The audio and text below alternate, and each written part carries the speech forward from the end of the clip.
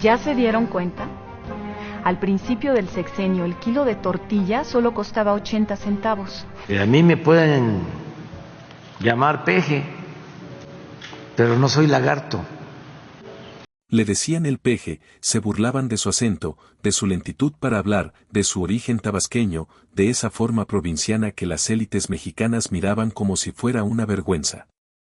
Lo llamaron terco, populista, peligroso, mesiánico, y nadie entendía que detrás de ese hombre que un día entraría al Palacio Nacional había una herida más antigua que cualquier insulto político. La pobreza. 30 de septiembre de 2024, Ciudad de México.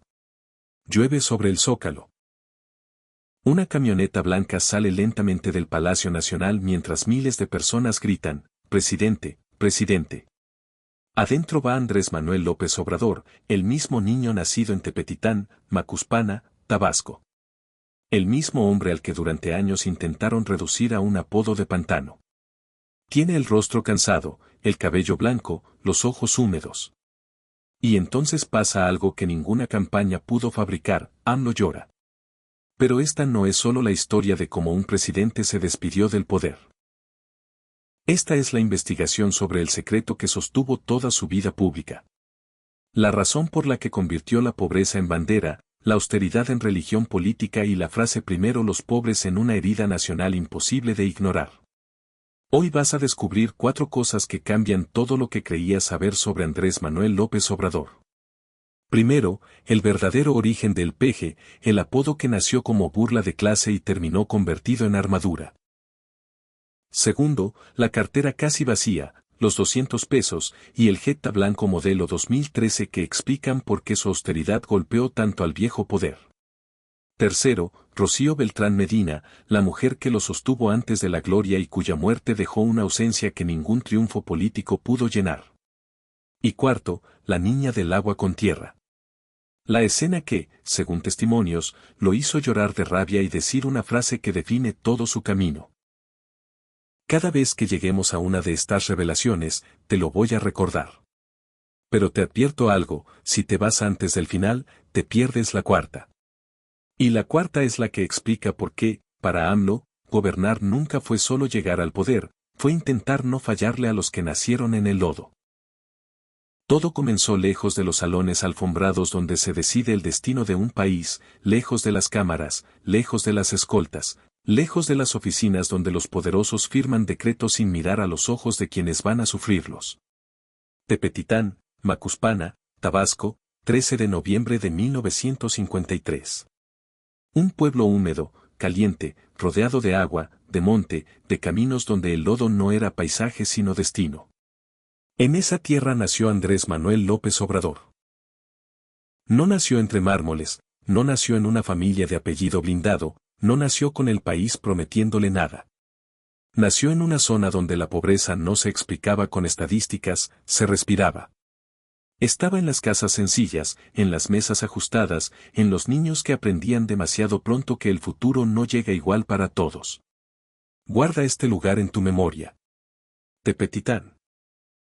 Porque todo lo que vino después, las marchas, las derrotas, las mañaneras, los insultos, la banda presidencial, las lágrimas al salir de Palacio Nacional, todo empieza ahí, en ese calor espeso de Tabasco, donde el agua parece no correr, donde la humedad se pega a la piel como una segunda camisa y donde un niño empezó a mirar las diferencias entre los que mandaban y los que aguantaban.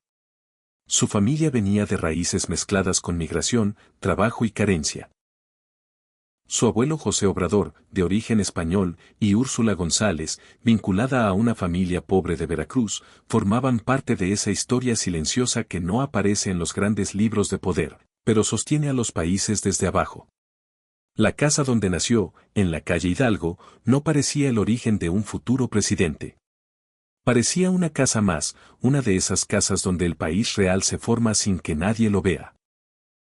Y aquí viene algo importante, porque durante años sus enemigos intentaron vender una imagen de López Obrador como si hubiera nacido gritando consignas, como si desde niño hubiera sido un agitador, un rebelde sin causa, un hombre hecho para dividir.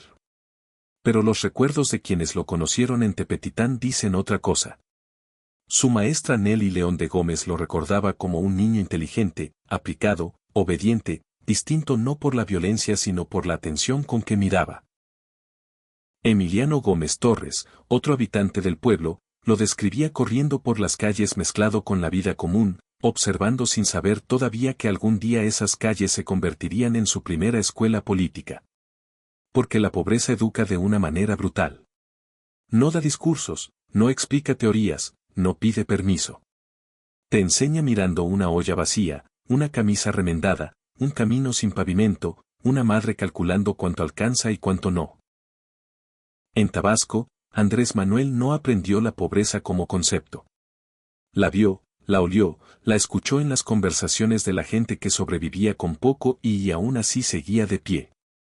Pero cuando ese muchacho de provincia empezó a crecer políticamente, el sistema encontró una forma de atacarlo. No solo por sus ideas, también por su origen.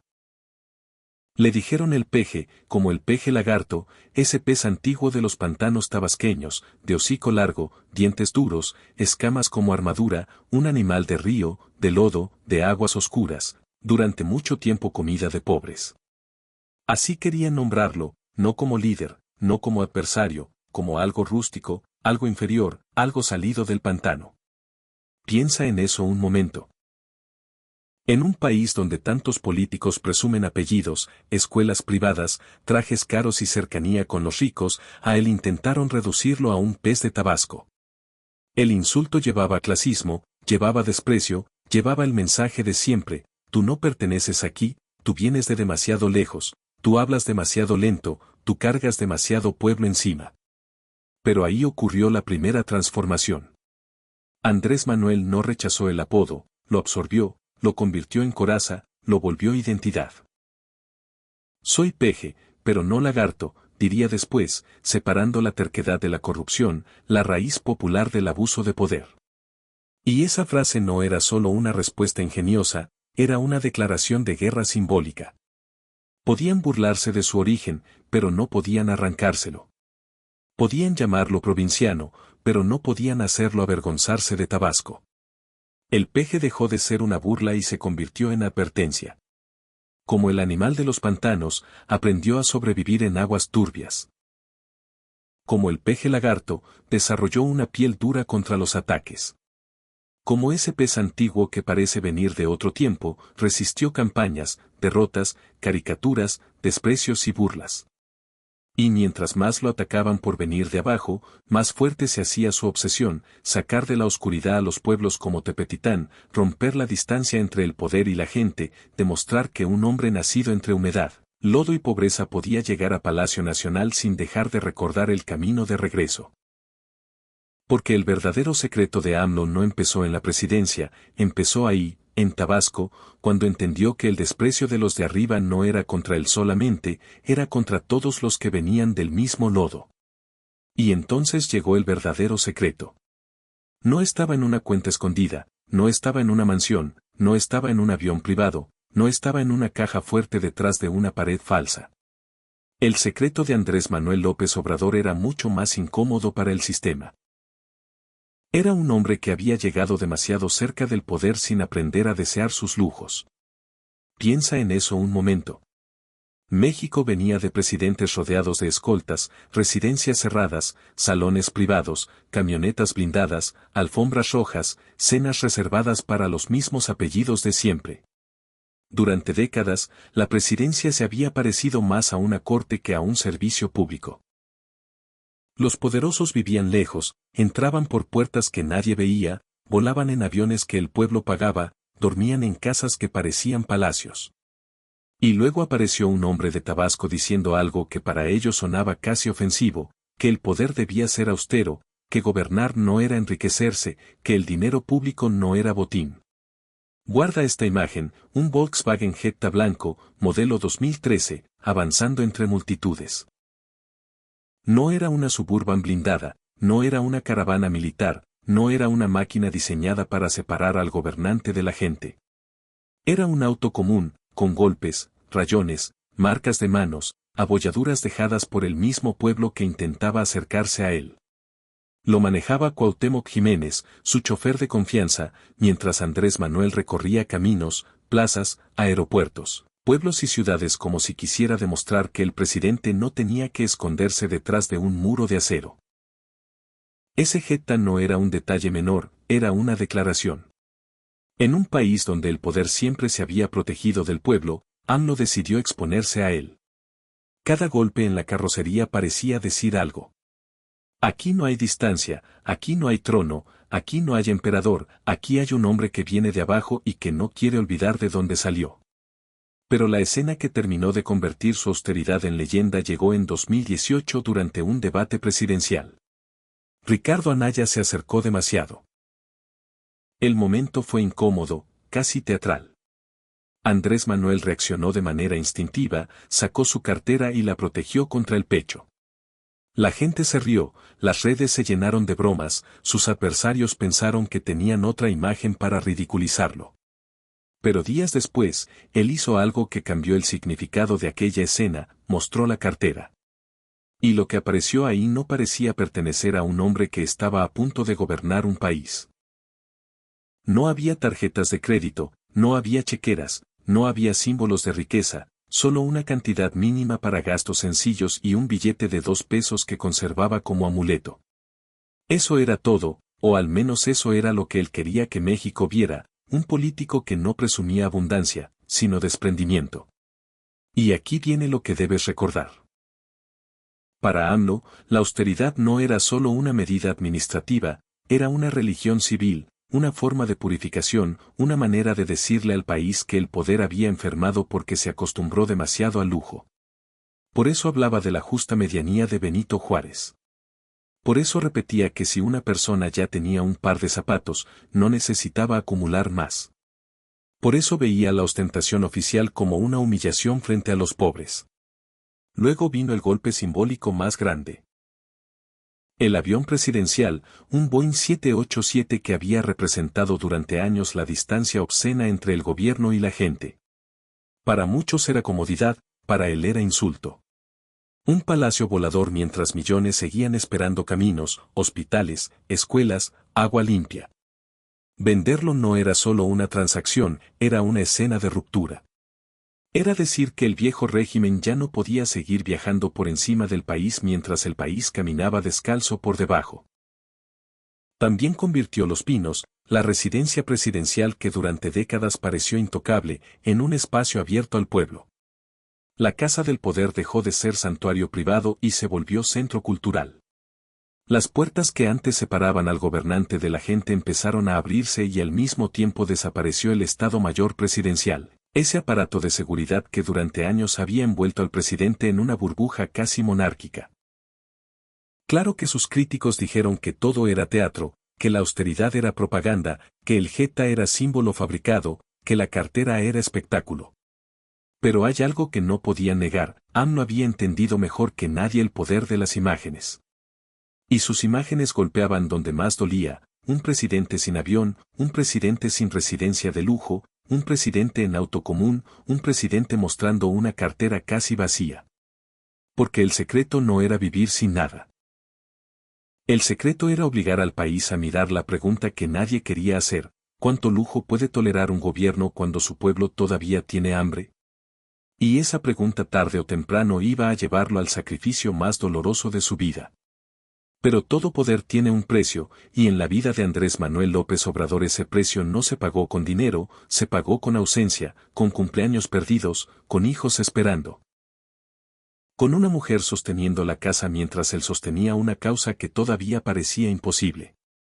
Su nombre era Rocío Beltrán Medina. Guarda ese nombre, porque si quieres entender al hombre que años después lloraría al salir de Palacio Nacional, primero tienes que entender a la mujer que estuvo antes de los reflectores, antes de la presidencia, antes de las mañaneras, antes de que millones lo llamaran presidente. La conoció en 1976 en Villahermosa, Tabasco.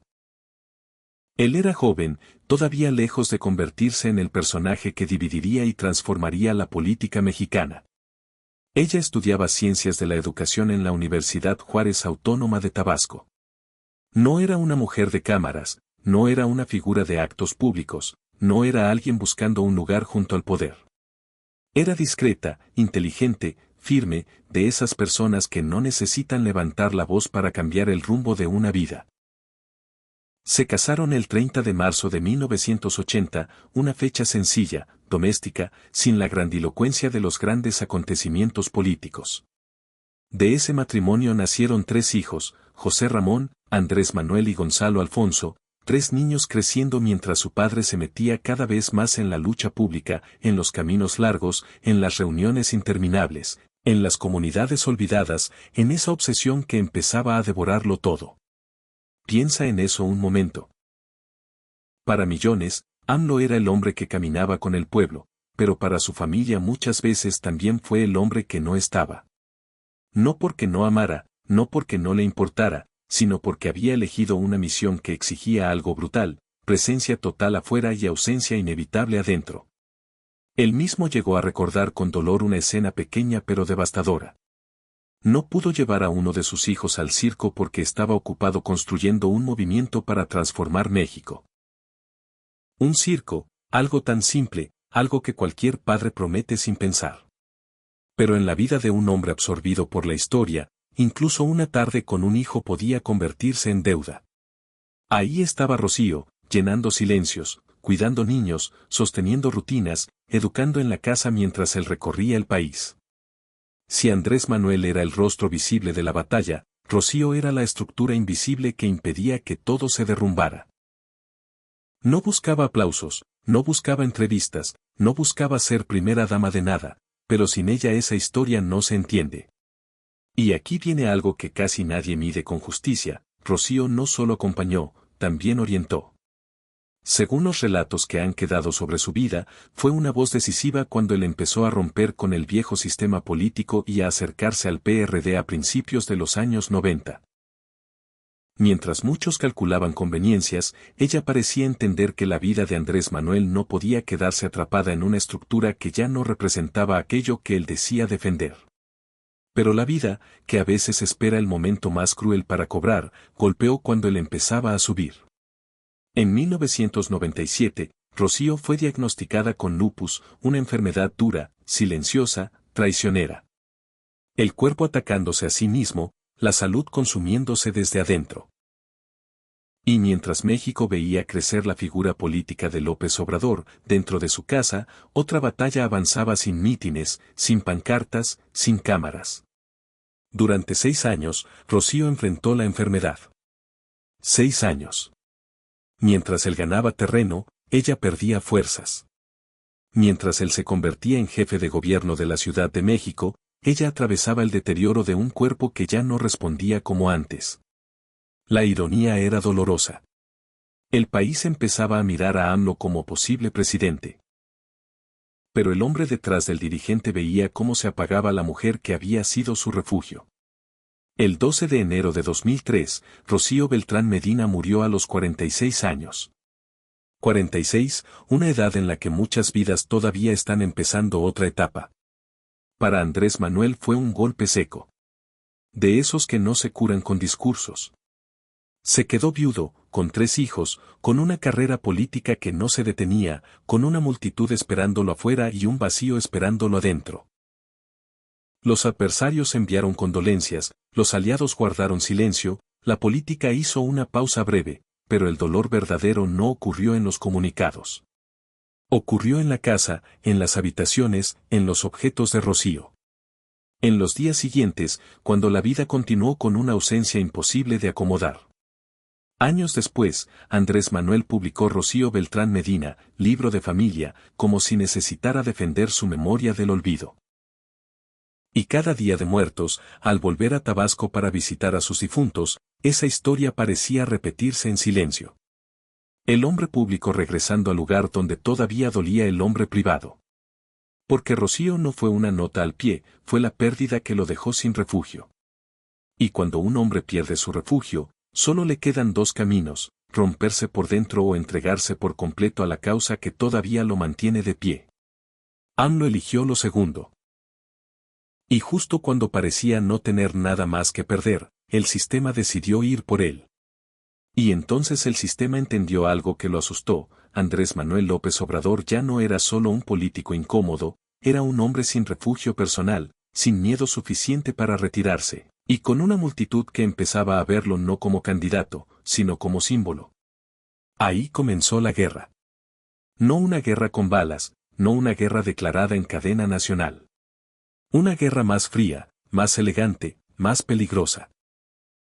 Una guerra de expedientes, tribunales, votos legislativos, filtraciones, titulares y oficinas cerradas donde los hombres de traje deciden quién puede competir y quién debe ser borrado antes de llegar a la boleta.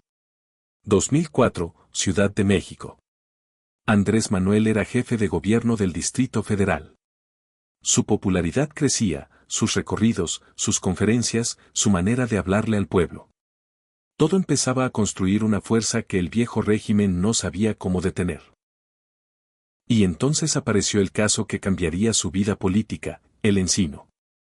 Guarda ese nombre, el Encino, porque detrás de ese terreno, detrás de una obra vial relacionada con el acceso al hospital ABC, se escondía una operación mucho más grande que una disputa administrativa. La acusación decía que su gobierno había incumplido una orden judicial, que debía responder penalmente, que debía perder el fuero.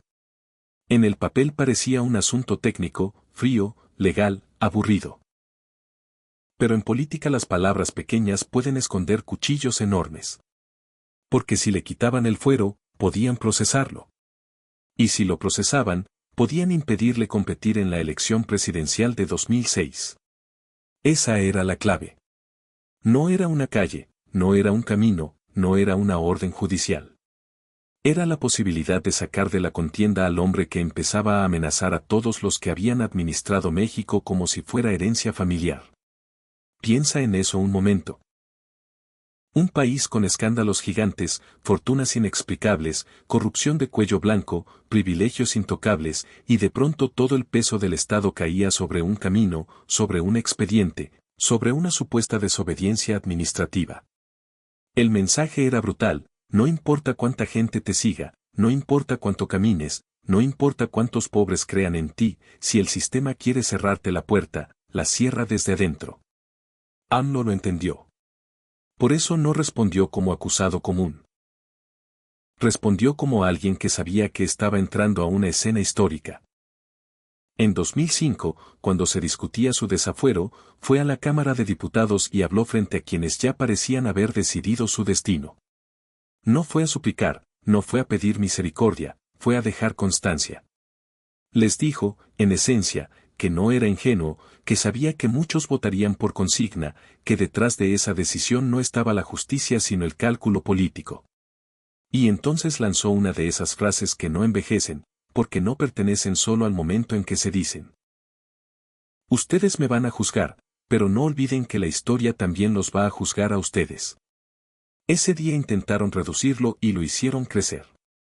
El 7 de abril de 2005, la mayoría legislativa aprobó quitarle el fuero. Muchos en las cúpulas celebraron, creyeron que habían ganado, creyeron que el hombre de Tabasco estaba acabado. Creyeron que bastaba un expediente para detener una fuerza nacida en pueblos, plazas y caminos de tierra. Se equivocaron, porque la respuesta no vino desde una oficina, vino desde la calle. El 24 de abril de 2005, cientos de miles de personas salieron a la marcha del silencio, y ese silencio fue más fuerte que cualquier grito. No había violencia, no había venganza. Había una multitud caminando como si cada paso dijera: no lo van a sacar así. Imagínalo.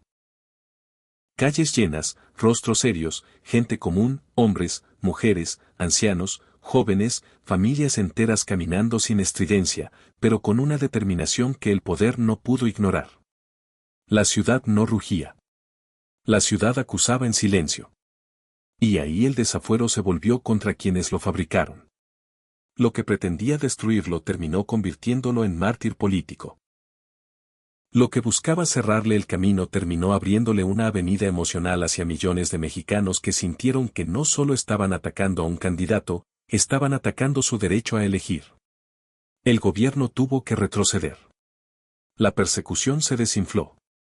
AMLO pudo competir. Pero algo cambió para siempre. Desde ese momento, el hombre del Jetta blanco ya no caminaba solo contra adversarios. Caminaba contra un sistema entero. Y mientras ellos creían que su fuerza venía de la ambición, no entendían lo más importante. La verdadera raíz no estaba en los pinos. No estaba en las encuestas. No estaba en la presidencia, estaba mucho más abajo, en el lodo, en el hambre, en una niña que todavía no aparecía en esta historia, pero que iba a explicar por qué ese hombre ya no podía detenerse. Y entonces llegamos a la escena que explica todo. No ocurrió en Palacio Nacional, no ocurrió en una elección, no ocurrió frente a cámaras ni en un debate donde los políticos se destruyen con frases ensayadas. Ocurrió lejos, en una comunidad olvidada, en un camino donde México ya no parecía país, sino herida abierta. Guarda esta imagen, una madre indígena, un colador, agua sucia, lodo, tierra mezclada con desesperación, y una niña mirando como miran los niños cuando el hambre ya les quitó hasta la fuerza de pedir. Según el testimonio de Antonio Pérez Garibay, Andrés Manuel López Obrador iba en uno de esos recorridos que hacía por los rincones más pobres del país cuando vio una escena que lo dejó marcado para siempre. La mujer estaba filtrando agua con tierra. No era metáfora, no era una frase poética, era agua con lodo, una especie de té de tierra. Al lado, la niña sostenía algo parecido a alga, como si eso pudiera reemplazar la comida que no existía. AMLO se acercó, preguntó por qué le daba eso a su hija, y la respuesta fue de esas que no se olvidan aunque uno viva 100 años. La madre explicó que la niña no tenía nada en el estómago, nada, y que le daba esa mezcla para que sus intestinos no se pegaran por dentro. Para que el cuerpo no se cerrara sobre sí mismo. Para que la niña siguiera viva un día más. Piensa en eso un momento. Mientras en la capital los políticos hablaban de estabilidad, reformas, crecimiento, cifras y discursos, en algún lugar de México una madre le daba tierra a su hija para engañar al hambre. No pan, no leche, no sopa. Tierra. Porque cuando el Estado abandona por completo a una familia, hasta el lodo empieza a parecer medicina. Ahí se quebró algo dentro de López Obrador. Ordenó bajar lo que llevaban en los vehículos, comida, ayuda, dinero, lo que hubiera. Pero el daño ya estaba hecho, no en la niña solamente, en él, en la forma en que iba a mirar el poder desde ese día. Subió de nuevo al vehículo. El silencio era pesado. Nadie sabía qué decir. Hay dolores frente a los cuales cualquier palabra suena vulgar. AMLO llevaba su iPad, ese objeto moderno, frío, limpio, absurdo frente a lo que acababa de ver. Y entonces, según el relato, no aguantó. Lo lanzó contra el piso, no como un gesto político, como un hombre que acaba de descubrir que el país que quiere gobernar está más roto de lo que imaginaba. Y lloró. No lloró como candidato, no lloró como dirigente, lloró como alguien que acababa de ver a una niña condenada por haber nacido del lado equivocado de México. Y en medio de ese silencio que, según quienes iban ahí, parecía de funeraria, dijo una frase que debes guardar porque regresa al final de esta historia. Ya ven, cabrones, ¿por qué no les podemos fallar a esta gente? No les podemos fallar. Esa frase no nació en una oficina de campaña, no nació en un equipo de comunicación, no nació para un eslogan. Nació frente al hambre, frente al lodo, frente a una niña que no sabía que su sufrimiento iba a convertirse en una brújula moral para un hombre que años después llegaría a la presidencia. Pero esa escena no fue la única. En julio de 2008, Andrés Manuel llegó a Cochoapa el Grande, Guerrero, uno de los municipios más pobres de México. La cifra era brutal, de 18.458 habitantes, apenas 319 no vivían en pobreza extrema. La mayoría sobrevivía con tortillas, con carencias acumuladas, con esa resignación triste de los pueblos que han esperado demasiado y ya no saben si creer. Cuando llegó, no hubo fiesta, no hubo aplausos desbordados, no hubo música alegre. Hubo silencio, un silencio duro, antiguo, casi ofensivo, y una banda tocando acordes tristes, como si el pueblo entero estuviera enterrando algo. AMLO recordaría después que esa imagen lo golpeó profundamente. No era solo pobreza, era abandono convertido en rostro humano. Era un país entero diciendo sin palabras, nos dejaron solos. Ahí entendió que su lucha no podía ser solo ganar elecciones. Tenía que ser poner arriba a los de abajo, sacar recursos de los privilegios y llevarlos a las manos que nunca habían recibido nada. Convertir la frase primero los pobres en política pública, en pensiones, becas, apoyos directos, caminos, presencia, reconocimiento. Sus críticos dirían que era populismo, sus adversarios dirían que era manipulación, pero para él esa discusión ya había quedado atrás. Porque quien ha visto a una niña beber tierra no vuelve a hablar de pobreza como si fuera una tabla de Excel.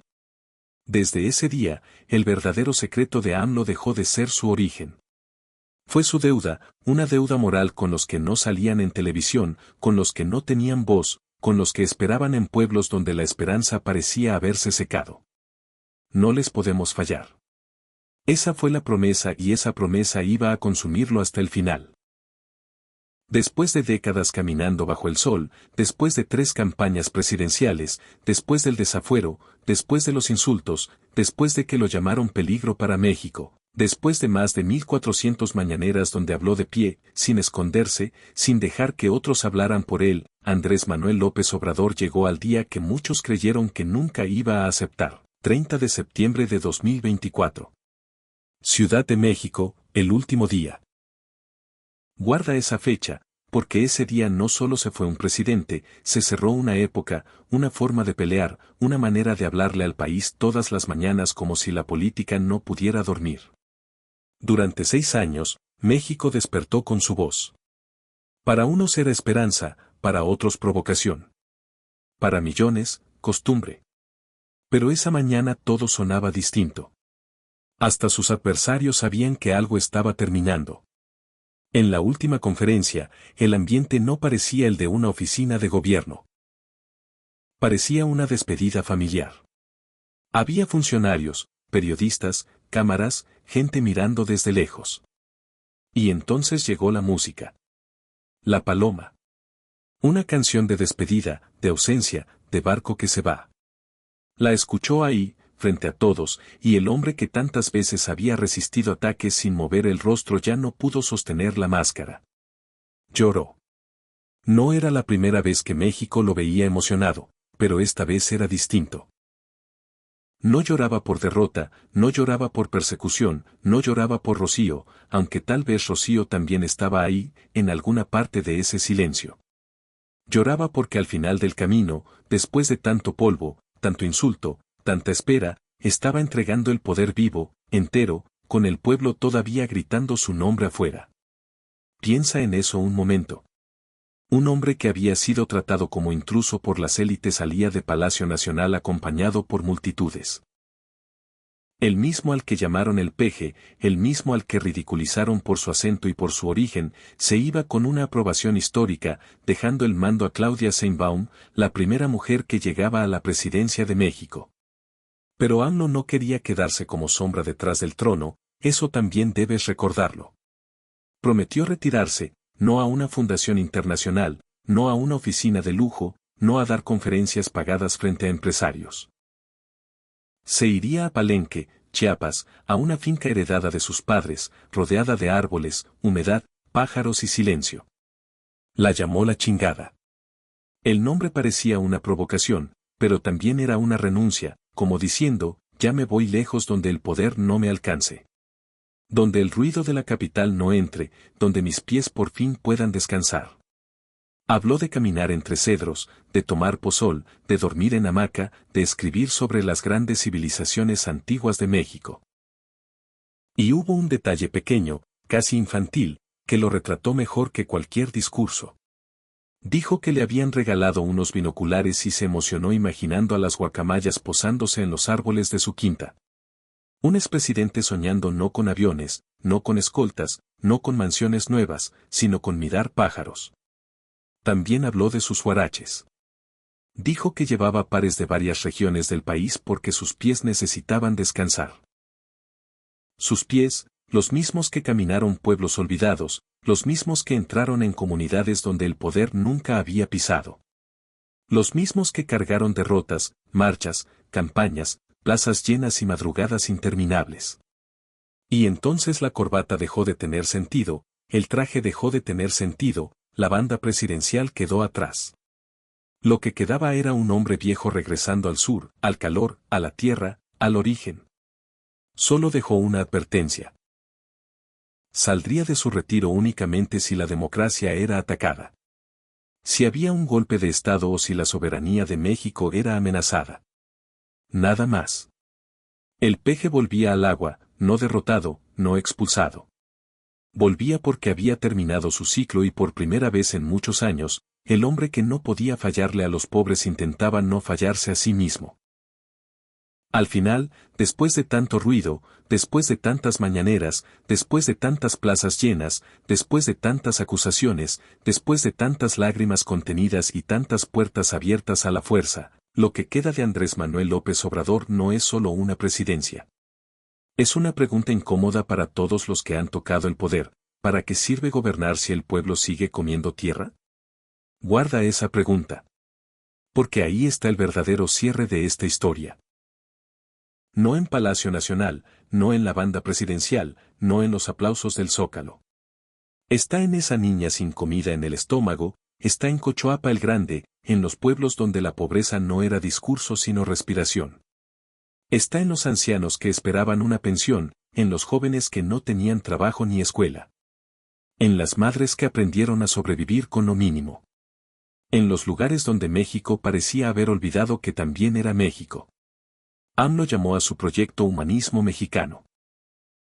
Para sus críticos, fue una frase política. Para sus seguidores, una doctrina. Pero para entenderla de verdad hay que volver al principio. Al niño de Tepetitán. Al peje burlado. Al hombre del jeta blanco. A la cartera con 200 pesos. A Rocío Beltrán Medina muriendo antes de verlo llegar a la cima. Al desafuero que quiso sacarlo de la historia. A la niña del lodo. A la frase que lo persiguió como una sentencia, no les podemos fallar. Y durante su gobierno, esa frase se convirtió en dinero directo, en pensiones, en becas, en programas para jóvenes, en apoyos que llegaron sin intermediarios a millones de personas. Según los datos que él mismo defendió como parte de su legado, más de 5 millones de mexicanos salieron de la pobreza durante su sexenio. 12 millones de becas fueron entregadas. Jóvenes Construyendo el Futuro intentó quitarle muchachos al abandono antes de que el crimen los encontrara primero. Y la austeridad, con todas sus polémicas, fue presentada como una forma de arrancarle recursos al lujo del poder para llevarlos al fondo del país. ¿Fue perfecto? No, ningún gobierno lo es. Hubo críticas, heridas, deudas, contradicciones. Sí, y la historia tendrá que juzgarlas, pero esta historia no intenta borrar lo complejo. Intenta mirar el centro moral de un hombre que entendió algo que muchos presidentes olvidan apenas cruzan la puerta del palacio. El poder no vale por lo que acumula, vale por lo que devuelve. Piensa en eso un momento. Durante décadas, México había visto gobernantes salir del poder más ricos, más blindados, más lejanos. AMLO eligió otra imagen para su despedida, un hombre viejo llorando bajo la lluvia, regresando al sur, hablando de guaraches, pozol, guacamayas y libros. Un expresidente que no quería vivir en Los Pinos, sino en una finca llamada La Chingada. Un político que, al menos en su propio relato, quiso terminar donde empezó, cerca de la tierra. Por eso, el verdadero secreto de pobreza de AMLO no era solo haber nacido lejos de los privilegios, era no querer amputarse ese origen para ser aceptado por los de arriba. Era cargar el lodo como memoria. Era convertir la burla en escudo. Era mirar a los pobres no como clientela, sino como deuda histórica. El peje volvió al agua, sí, pero dejó una grieta abierta en el poder mexicano. Desde ahora, cualquier gobernante que presuma lujo tendrá que responder a la sombra de ese jeta blanco. Cualquier presidente que hable de progreso tendrá que explicar qué hizo por los que estaban abajo. Cualquier proyecto político tendrá que enfrentar esa frase simple y brutal que nació frente al hambre, por el bien de todos, primero los pobres. No fue solo un lema, fue la herida que lo empujó, fue la promesa que lo sostuvo. Y quizá cuando la historia deje de gritar y empiece a recordar, ese será el eco que quede de Andrés Manuel López Obrador. Un hombre imperfecto, terco, amado, odiado, discutido, pero marcado para siempre por una verdad que ningún palacio pudo domesticar, que un país no se mide por la altura de sus edificios, sino por la dignidad de quienes nacieron en el lodo y aún así aprendieron a levantarse. Gracias por quedarte hasta aquí y escuchar esta historia tras el telón. No olvides darle like, activar la campanita y suscribirte. También deja un comentario y comparte esta historia si crees que necesita ser escuchada. Hasta la próxima.